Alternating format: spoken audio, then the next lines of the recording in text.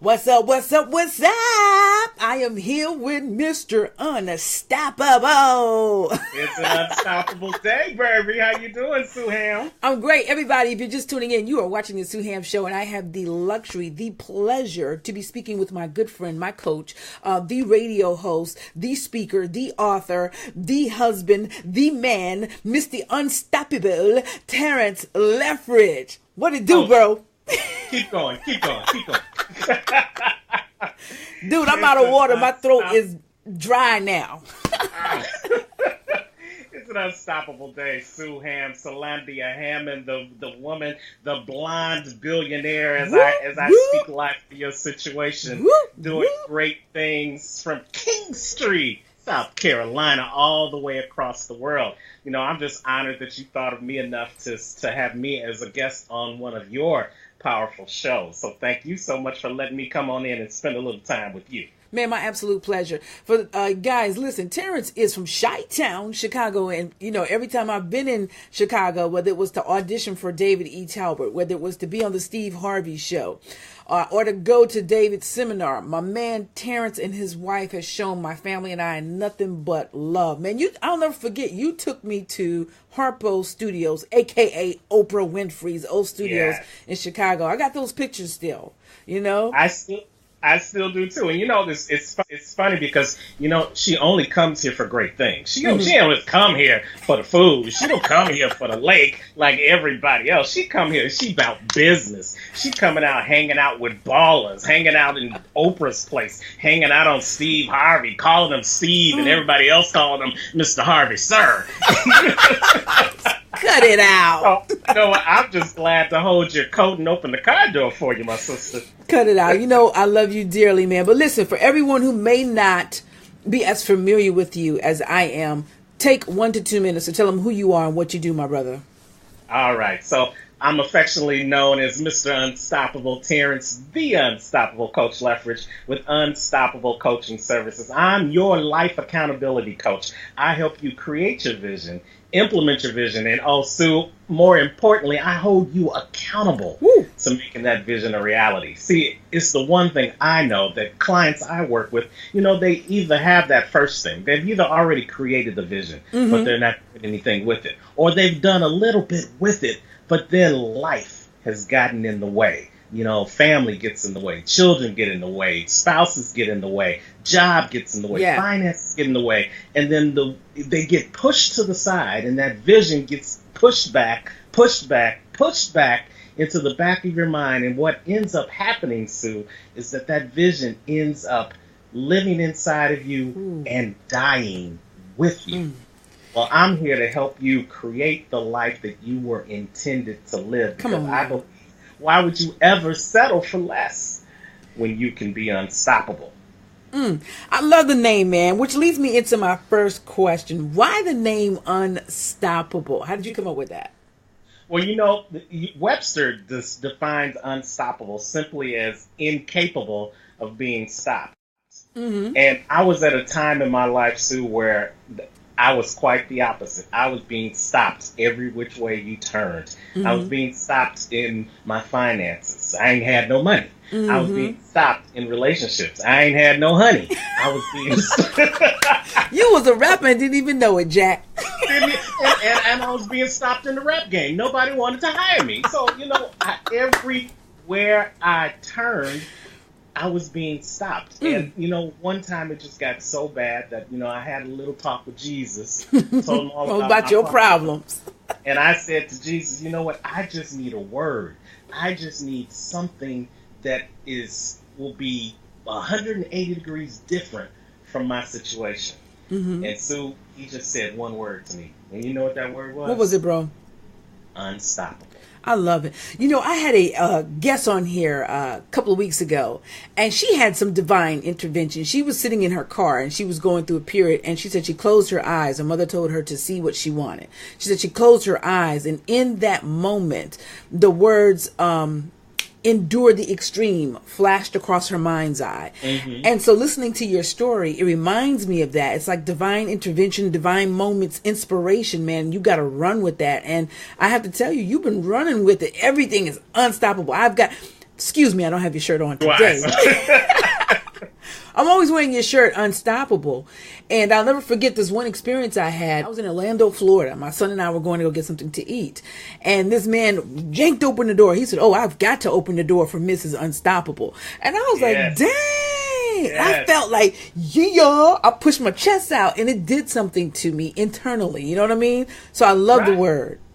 I love the word. You know what? There is so much power in the word because, you know, it's really 3 words in one. If you break it down, you've got the UN, the un, and then you've got the stop. But hey, at the end of that, you've got that powerful word. It's called able. Able. And see, when we recognize what we are able to do, when we realize that we are able to be, we are able to see, we are able to do, we are able to walk, then those other 2 words, the not and the stop, they have no more power. Right. And so I was being stopped, but God told me that you are unable to be stopped. Come on, and the one thing I know is that He is unstoppable. He is unstoppable. And He lives in me. Then what does that mean? That you are unstoppable. I'm unstoppable too. You know, dude, it's yo, people are like, so you getting a little unprofessional. You going, dude, look, this is my interview with Terrance, okay? Hey, we go back. Hey, you know, we thick as thieves. Yeah, for real. I wasn't supposed to say that, right? No, 'cause literally and figuratively. But yes, indeed. And you know what? If anyone who is saying that about you, Sue, doesn't really know you. Because this is one thing I know about you and one thing I love about you because it's synonymous with me, is what you see is what you get. And if you don't like it, turn the channel. Right. Turn me off. Turn me off. I can't miss what I ain't never had. So if you don't like it, keep on going. You know, I was working, I still have to work that 9 to 5 until I get to the other side. And, come on now. You know, 9 to 5 today, somebody who I was trying to give them something that they needed, that they had to get from me so that they could get, like I said, what they needed. They didn't want it because they didn't like me. Wow. Pride. I said, okay. You're not going to stop my show. And that's the important thing. We have to recognize that it ain't about us. It ain't about you. It's about what you need and what somebody else has been placed in your life to give you.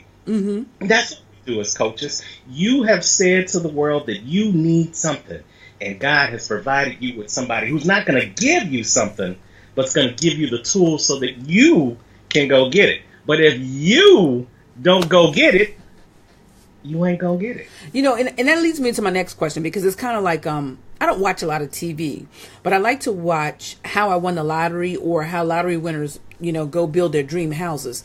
And I like to see 5 years after winning the lottery, what happens. And so that leads me to my next question. You're giving people the tools, right?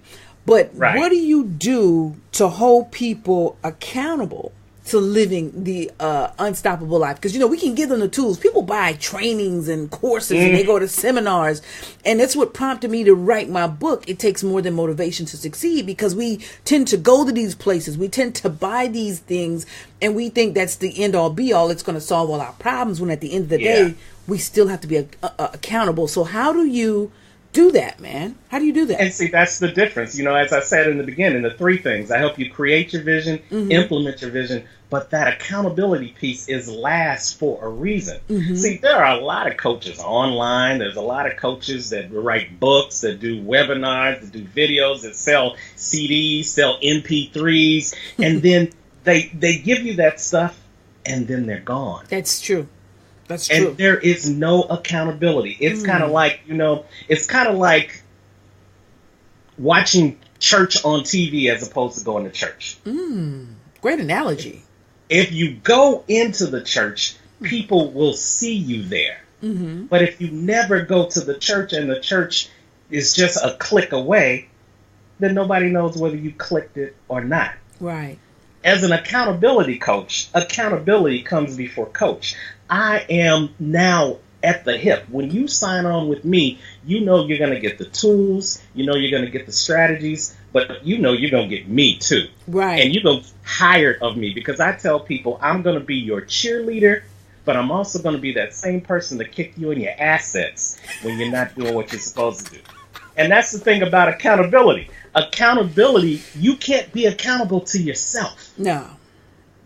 Accountability requires somebody else, somebody else to take account of what you said you were going to do, someone else to take account of where you've gone, someone who can measure what you said you're going to do versus what you have done, someone who's going to be there to say you talk the talk, right, but you also walk the walk, right, or someone who's going to say, well, you're talking, but I don't hear nothing happening. Right. And so I want to draw back in that lottery analogy. And so that's the difference between you. A lot of people who win the lottery, the reason why they lose it within 2 to 5 years is because they haven't put inside of them what they need to maintain it, and no one is holding them accountable. And so as the unstoppable coach, you know, you don't have to worry about that with Terrance. When you hit the jackpot, baby, you going to maintain it. You understand what I'm talking about? Indeed. And I'm talking about the jackpot of having a balanced life, the jackpot of living your dreams, of getting the girl you want, the guy you want, on and on and on and on. Right, Terrance? Right. So. You know what? When I was young, Sue, I don't know if you heard this analogy, because I'm maybe a couple of months older than you, well, a couple of years, but we won't talk about that. You know, when I grew up, I went to a school, and the analogy that they gave me was that if you give me a fish, I'll eat for a day. Teach me to fish, I'll eat for a lifetime. Right. And there's an important distinction. See, we live in a microwave society where everybody just wants you to buy me the fish. Yep. But when and it better be prepared too. And it better be filleted, sauteed, blackened catfish with some jerk and some kale on the side, because everything tastes better with kale. But ooh, no catfish for me, bro. I don't like the way they look. Oh my God. You know, but the point is, we want it given to us. We want it right now. And if we can't have it right now, we don't want it. Yeah. Nobody wants to work for it anymore. Right. And that's where the accountability comes in. If you have to work for it, you'll appreciate it. If you give me $1, I'll spend the $1 quicker. Have you ever gone to the casino and you won at the slot machine? And what do you do? Do you play with your money, or do you play with the money they gave you? I want to play with their money, man. I don't play with their money. Yeah. But if their money runs out, now you got to make another decision. Do I want to play with my money? Because I invested in making my money. I didn't invest in the money they gave me. That's right. I invested in putting the work to get to where I am. But if someone's going to give me something, right, you don't value it as much. And that's why lottery winners who didn't really work for it and then didn't work on the other side to keep it, because it's a two-pronged story. You know, it's cheaper to keep her, but you got to work to keep her. You know? Now, let me ask you something, Terrance. If you work on Terrance. either side, then it's not going to last. You're right. Let me ask you something, Terrance. On the opposite side of that, right? For someone who doesn't think that it's overnight. Listen, hey y'all, for everybody who's watching this broadcast, listen, we finna get some coaching in for free. Okay. Listen, so on the other only 2-minute session though, okay? On the other side of that, right? For someone who has been going a long time, someone who has, you know, a phrase I like to say is put your time in, payday is coming after a while. For someone who has been doing that and yet they're not where they want to be, how do you address that? Because, you know, I'll be very transparent with you. I was just talking with you earlier before we hit the record button. I said, you know, sometimes I go through my spells where I'm like, man, I've been doing A, B, C, D, E, F, G, and sometimes I still feel like I'm at C. And it can be a little disheartening sometimes. So somebody who may be watching right now, who may be going through a little bit of that, how would you suggest that they work at that and understand that overnight can equate to 15, 20 years sometimes? Well, you know what? Let me say this to you. An overnight success doesn't happen overnight. An overnight success happens over many, many, many nights. Come on. So that's the first thing you got to get in your mind, that there is no such thing as one overnight success. There a number of nights to get to that overnight success. Mm-hmm. That's the first thing. The second thing is a phrase I like to use is PPPO. Okay. Persistent patience pays off. Say that again. Persistent patience pays off. Now, all those are two powerful action words, and they sound like they shouldn't go together. But here's the point: when you're persistent, you continue to do it no matter what. But the hardest thing for a persistent person to do is to be patient. Because you're persistent, you're moving. But so there is a difference between, I'm about to take you to school, so there's a difference between the word persistent with a T and patience with a CE. Come on now. Patient is a noun. It's a destination. It's an endpoint. Patience is a verb. There's action involved. But when people think of patience, you think that you're not doing anything. You're stopping. But sometimes the hardest thing for somebody to do, the hardest action for somebody to do is to be still. Yeah. The word says, be still and know that I am God. That means you do your work and I'll do mine. But if you're not still, if you're not patient, then you don't allow him to do his job because he's still trying to get you to do yours.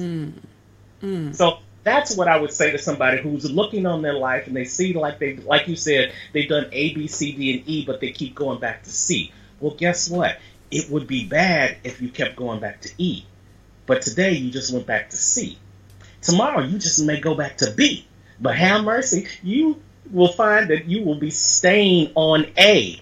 And then guess what? You'll be going from the letters to the numbers. Because once you go through all the letters, they start giving you numbers. Right. And the numbers go higher and higher and higher. But you've got to be willing to be persistent.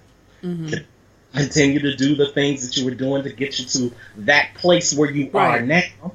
And you've got to be patient because what's waiting for you Come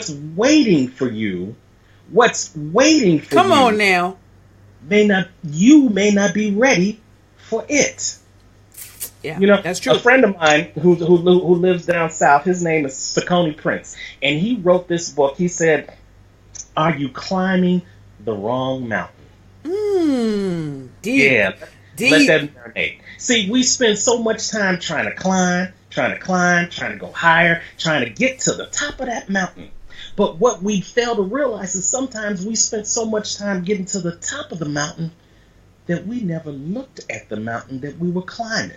Deep. And then we get to the top and we find out we've been climbing the wrong mountain all along. Deep. You thought you wanted to be a police officer, so you climbed that mountain.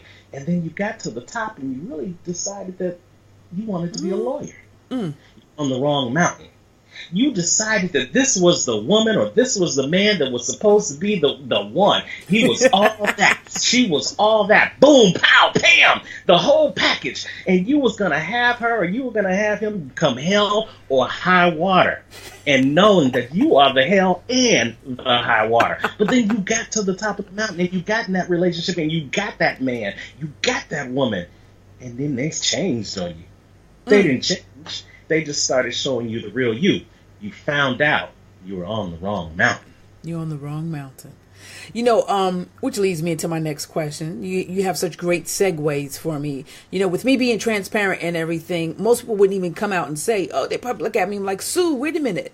With everything that's been going, the great success you've been having in your life, how dare you feel like you're not where you want to be? I believe in being transparent. I think that's, for me anyway, that's very important for me.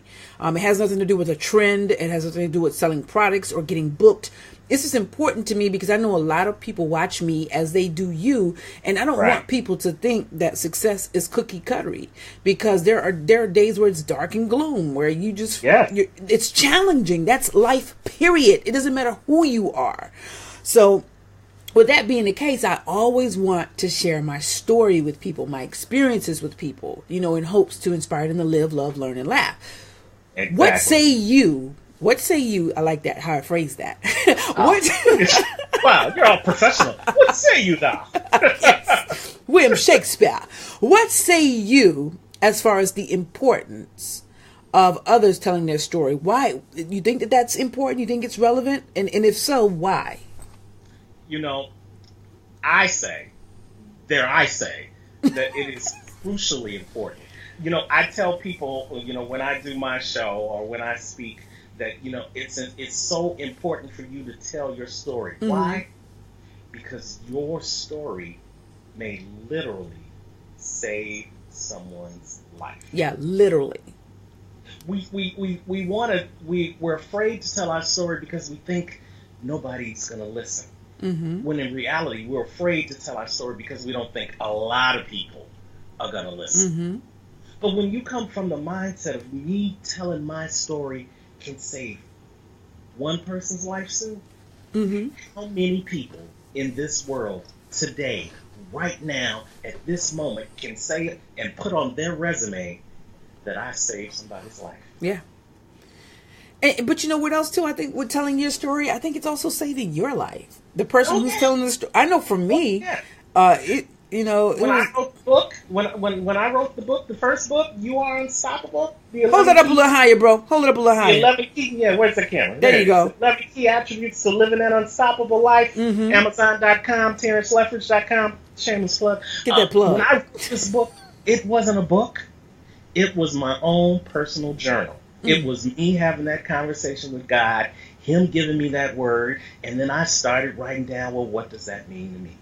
Why did you put it in a book? Why not leave it in a journal? Why transfer it to a book? What was that moment? What clicked in your brain? So that moment, because I've been writing in that journal I tell people it took me 2.5 years to write this book. Mm-hmm. 2 years I was playing with it because I just had it in a journal. I had it in a book. It was on the shelf somewhere behind me. I'd pick it up. I'd put it down. I'd move it to the side to put my drink down. I'd put it over there because I was doing something else.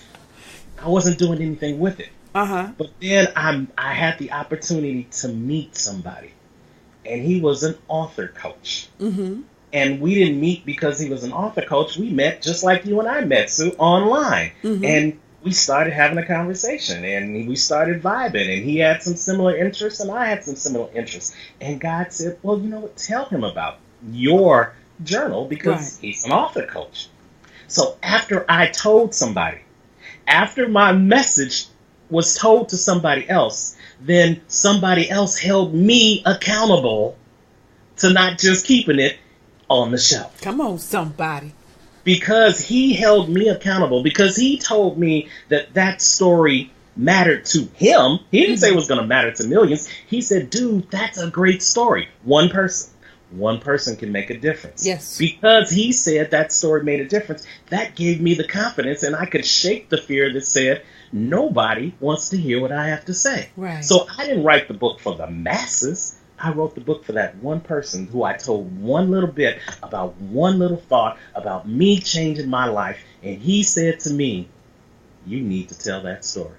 Wow. And so I tell everybody now, you need to tell your story. Because you don't know who that one person is. That one person may be Terrance Leftridge. That one person may be Sueham. That one person may be Oprah. That one person may be Barack Obama. Or Les Brown.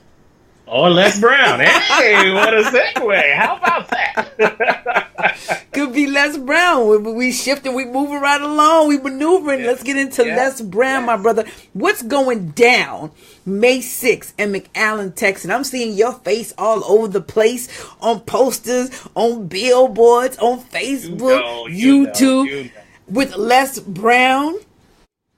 Les Brown, Mamie Brown's baby boy. Yes. He ain't no baby no more. Les Brown, the number one motivational speaker in the world, in my humble point of view, yes, is coming to McAllen, Texas. MC, capital ALLEN, Texas.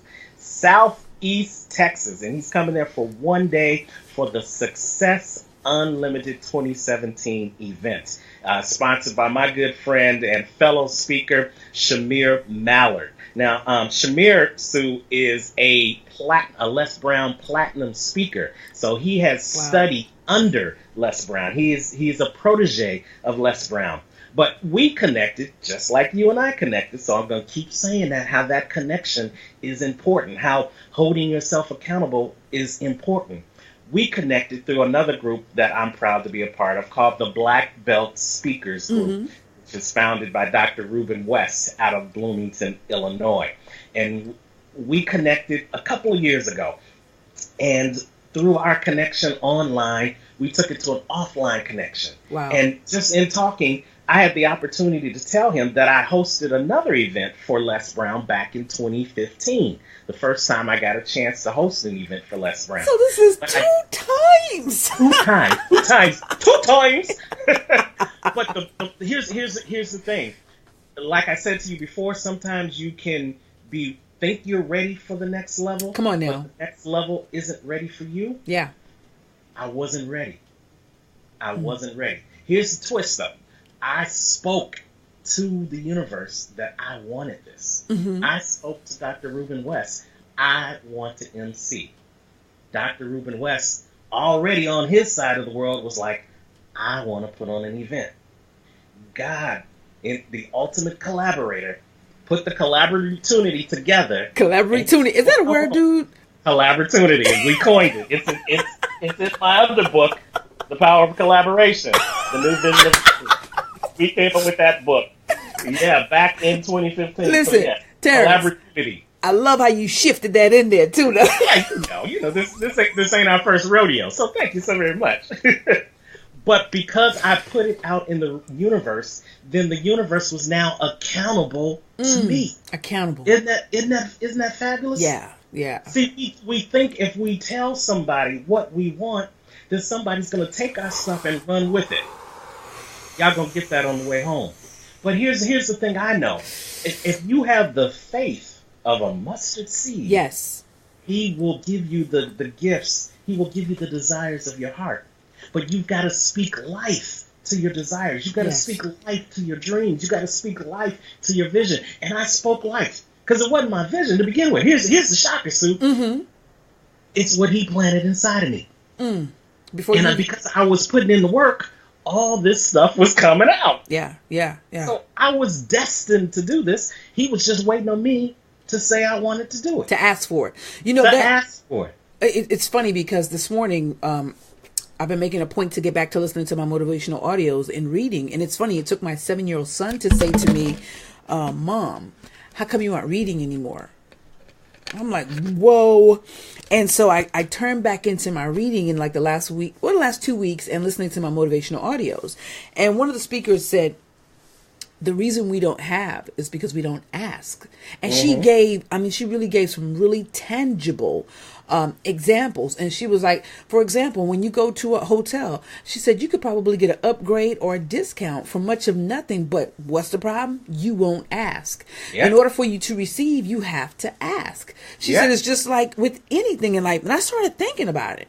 And I'm like, she's absolutely right. We don't want to ask for someone to help us because of pride, like the guy at your job. Or we don't want to ask God, the universe, the creator, our source, to give us what we want. But the thing is, you came here pre-programmed with those desires. So now all you have to do is open your mouth and ask. And even so, for me, it's been a great lesson because for me, at one point in time, it was pride and shame. I didn't want to ask people for stuff. I didn't want to be rejected. I didn't want people to think that, oh my God, she needs help. And so when I put all of that out the window and I started asking people to help me help other people, people started to bless me and I was able to receive. And as a result, we were able to bless other people. So the key is, like you're saying, you have to ask so that you can receive. The door will be open if you knock.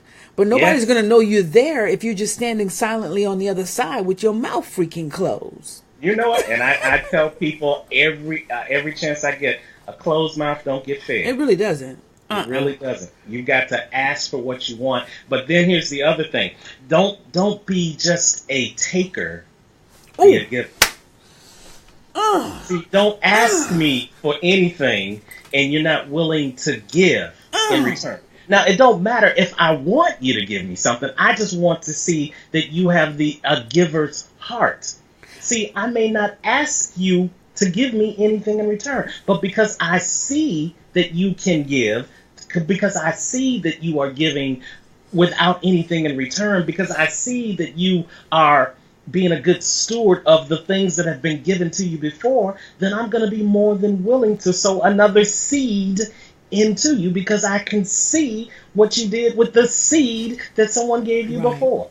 Come to the table bringing food sometimes, instead of always trying to take you a plate home with aluminum foil on it. Okay? And here's another one. Know your worth. Yeah, absolutely. Know your worth. Because many people come to the table thinking they ain't worthy. Yeah. That's another reason they don't ask. That's right. Yeah, exactly. Right. I don't have anything to give, so I'm not going to ask. Right. Guess what? You have more inside of you than you ever know. As Les Brown says, you have greatness inside of you. You got that right. And at the end of the day, you got to be hungry. I love that saying. You got to be hungry. And one of my other... Because have you ever seen a homeless person? They ask. Ain't no shame in it. And they not only ask, they ask what they want. You say, well, I got 50 cents. No, I wanted you to buy me a hot dog. Well, I can give you $1. No, I wanted you to buy me a hot dog. That's true. They are very specific. In what they want. Dude, I never thought about that. And that's a great lesson for everybody that's watching. When you ask, be specific in your asking. Be specific, or else you're going to get any old thing. When you ask for a man, you might get any old thing because you weren't specific. You didn't say he needed to, love God, love man. You didn't say he needed to be passionate, be smart. You just, I want a man. Well, that's what you got. And you know what?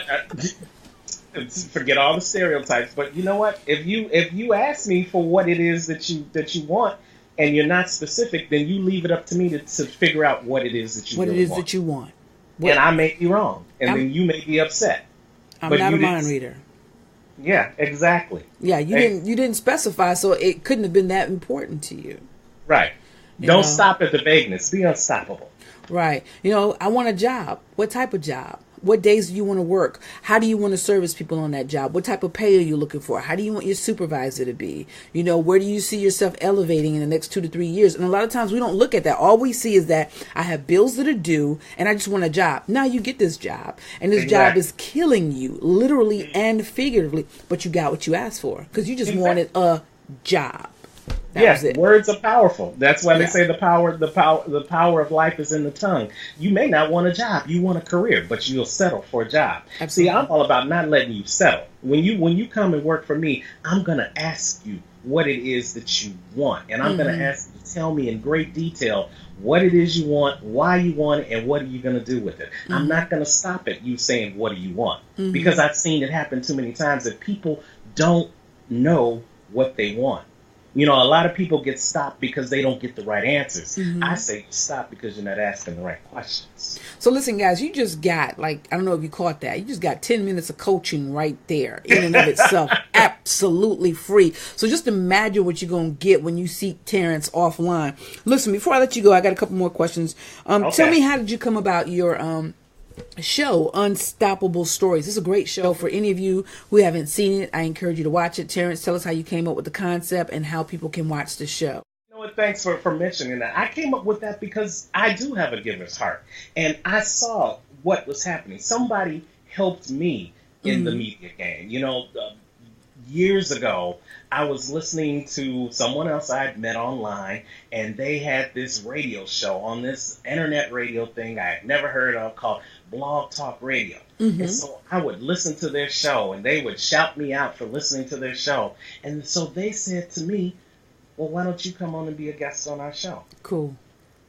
And that just started it. I went from being a guest on their show one time to being a recurring guest on their show a couple of times. And then because I was comfortable being on their show, I was able to move into doing my own show. And then because I was comfortable doing my own show, I said, well, if I can do it, then you know what, Sueham, anybody can do it. You know what? I'm not an IT person. I don't know anything anymore about a computer than to turn it on and to type a couple of buttons, and they say it's going to do what they say it's going to do.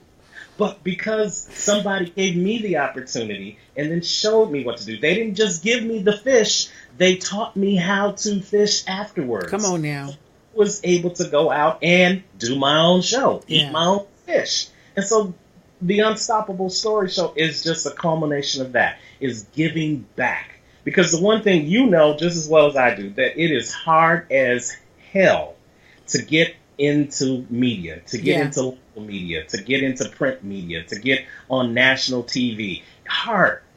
But with the internet, it's so much easier for you to get your message out there and to tell your story. So the Unstoppable Story Show is just talking to ordinary people, unstoppable stories, giving them a low-cost platform to be able to tell their story, share their message, because I believe that if you tell your story and you share your message, you just may save somebody's life.